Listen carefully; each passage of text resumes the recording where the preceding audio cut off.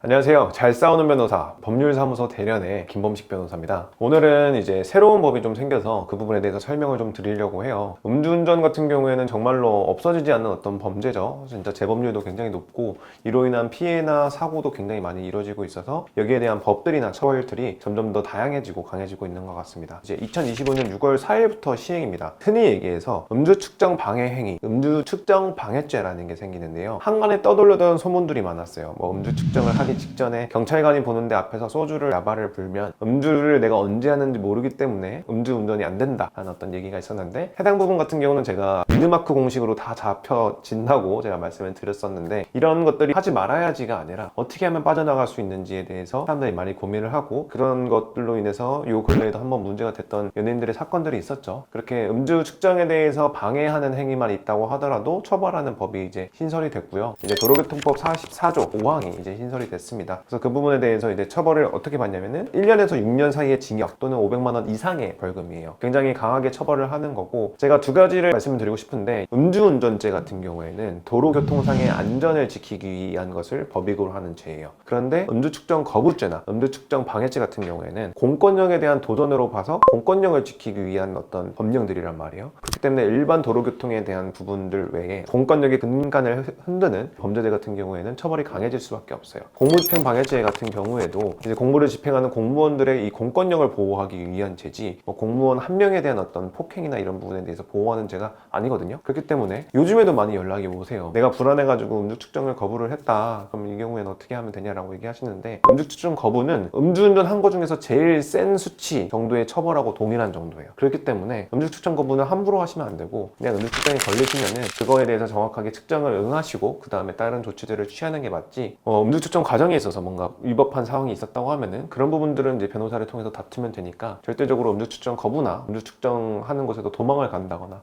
이런 행위들은 좀 안 하셨으면 좋겠습니다. 음수 측정을 하는 걸 보고 겁이 나서 유턴을 했다가 다시 정신을 차리고 다시 돌아가도 그게 음수 측정 거부가 되는 거예요. 아니, 음주 측정 거부죄라는 건 어떤 거냐면, 음주 측정 장소에서 잡혔어요. 그래서 음주를 부세우라고 10분 간격으로 3번을 이제 경찰이 요구를 합니다. 그 3번에 모두 다 불응했을 경우 성립되는 게 음주 측정 거부예요. 그래서 그냥 단순히 그냥 유턴을 돌려가지고 가는 거는 그냥 도망인 거죠. 이럴 경우에는 이제 경찰들이 거동이 수상한다, 갑자기 하고 있는데 저기서 도망가면은 이제 범죄 현행범의 가능성이 크기 때문에 쫓아가서 음주 측정을 요구를 할 수가 있게 되는 거죠. 그리고 불법 유턴도 하게 될 테고, 추가적인 범죄 발생이나 예기치 않은 어떤 피해들이 많이 발생할 수 있는 경우가 초래가 되죠. 그렇기 때문에 그런 행동은 안 하시는 게 무조건 좋습니다.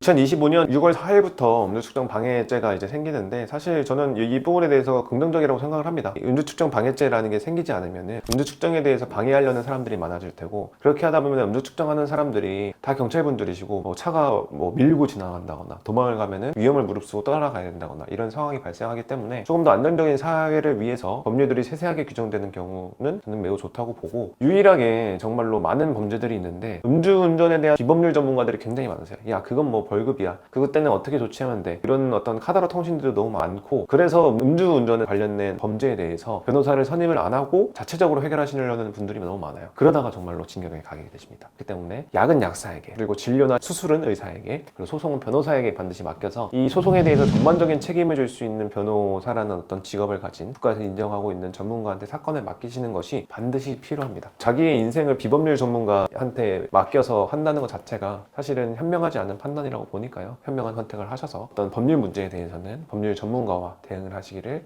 진심으로 추천을 드리고 부탁을 드리는 바입니다.